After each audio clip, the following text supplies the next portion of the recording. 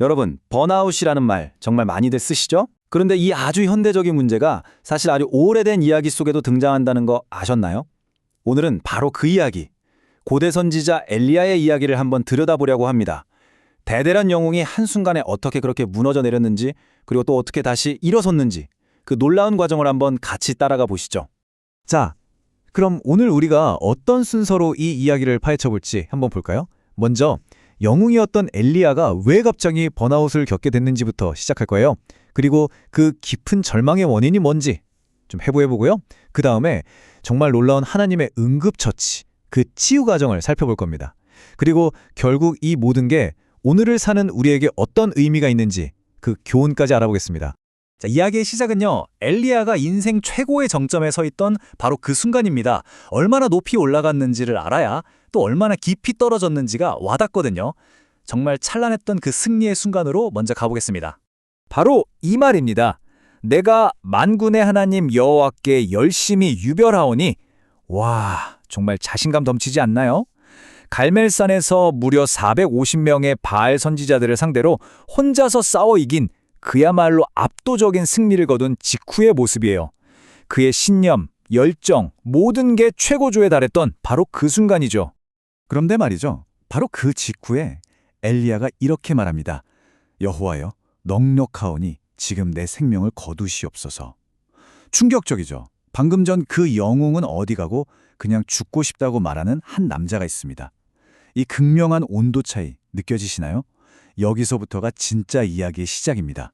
도대체 어떻게 이 지경까지 오게 된 걸까요? 자, 그럼 이제부터 엘리야의 그 깊은 절망을 한번 해부해 보겠습니다. 일종의 진단을 내려보는 거죠. 근데 이게 놀라운 게요. 그의 상태가 단순히 신학적인 관점뿐만 아니라 오늘날 우리가 쓰는 번아웃이나 우울증 같은 현대 심리학 용어로도 너무는 정확하게 설명이 된다는 겁니다. 기록을 자세히 들여다보면요. 그가 무너진 데에는 세 가지 핵심적인 원인이 있었어요. 첫 번째는 기대의 불일치. 엄청난 승리를 거뒀으니 이제 세상이 바뀔 거라고 기대했는데 현실은 전혀 그렇지 않았던 거죠. 두 번째는 육체적 소진. 말 그대로 몸이 완전히 방전된 상태였고요. 그리고 마지막, 이게 정말 치명적인데 깊은 고립감. 나 혼자밖에 안 남았구나 하는 생각에 사로잡혔던 겁니다. 이 세 가지가 합쳐져서 그야말로 번아웃이라는 퍼펙트 스톰을 만들어낸 거죠. 그리고 있잖아요. 이 나 혼자 싸우고 있다는 느낌이 너무나 강력해서 아예 이름까지 붙었습니다. 바로 엘리야 증후군인데요. 이건 그만큼 이 극심한 고립감과 외로움이 번아웃에서 얼마나 핵심적인 역할을 하는지 보여주는 거죠. 기록에 나타난 그의 증상들은 정말 너무나 명확합니다.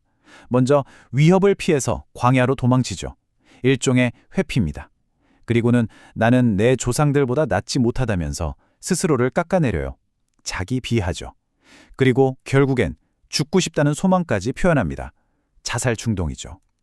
이 증상들 어떠세요? 현대의학에서 말하는 심각한 우울증 진단 기준과 정말 놀라울 정도로 똑같지 않나요? 자, 이렇게 완전히 무너져버린 엘리야에게 하나님은 어떻게 반응하셨을까요? 이게 정말 이 이야기의 핵심입니다. 우리가 생각하는 것처럼 정신 차려라! 이렇게 호통치지 않으셨어요. 오히려 정반대였죠.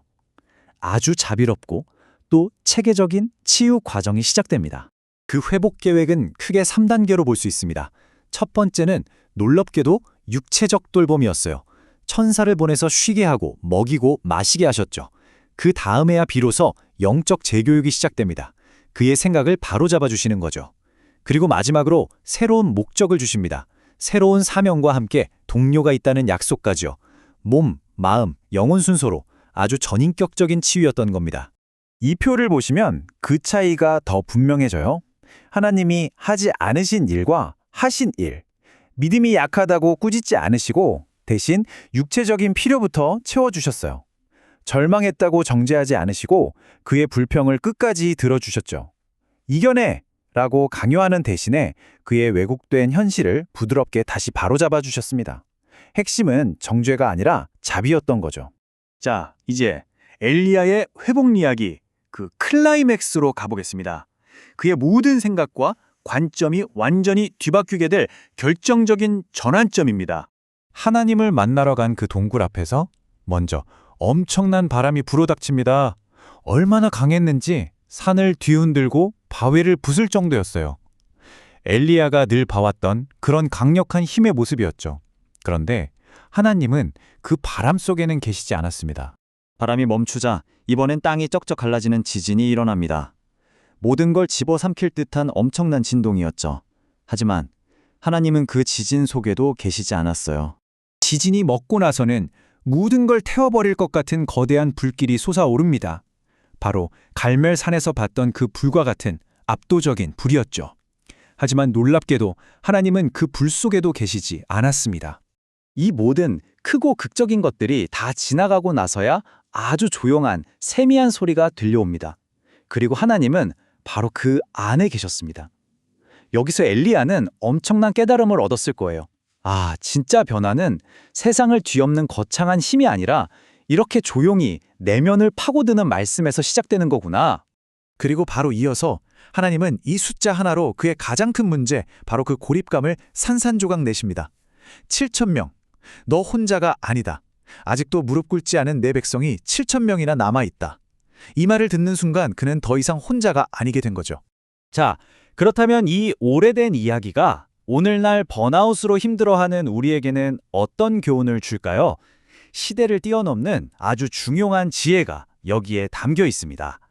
이 이야기에서 얻을 수 있는 교훈은 크게 세 가지로 정리해 볼 수 있겠네요.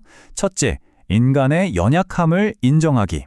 아무리 대단한 사람이라도 무너질 수 있다는 걸 받아들이는 거죠. 둘째, 실질적인 수단을 활용하기. 억지로 마음을 다잡으려고 애쓰기 전에 일단 잘 쉬고 잘 챙겨 먹고 내 몸과 마음을 돌보는 게 먼저라는 겁니다. 그리고 마지막으로 더 큰 계획을 신뢰하기. 지금 내가 느끼는 절망적인 감정이 이 세상의 전부는 아니라는 걸 믿는 거죠. 결국 이 이야기가 우리에게 보여주는 건 진짜 회복의 모델이에요. 그건 정신력으로 이겨내 같은 명령이 아니라 따뜻한 보살핌과 진솔한 대화, 그리고 너는 혼자가 아니야 라는 공동체를 통해 이루어진다는 것, 바로 이것입니다. 마지막으로 이 질문을 한번 던져보고 싶네요. 엘리야의 이야기는 오늘 우리의 번아웃을 완전히 새로운 시각으로 보게 만들어줬잖아요. 어쩌면 우리가 겪는 또 다른 어려움들에도 이렇게 지혜를 주는 다른 이야기들이 숨어 있지 않을까요? 여러분의 삶에 교훈을 주는 또 다른 고난의 이야기는 무엇인가요?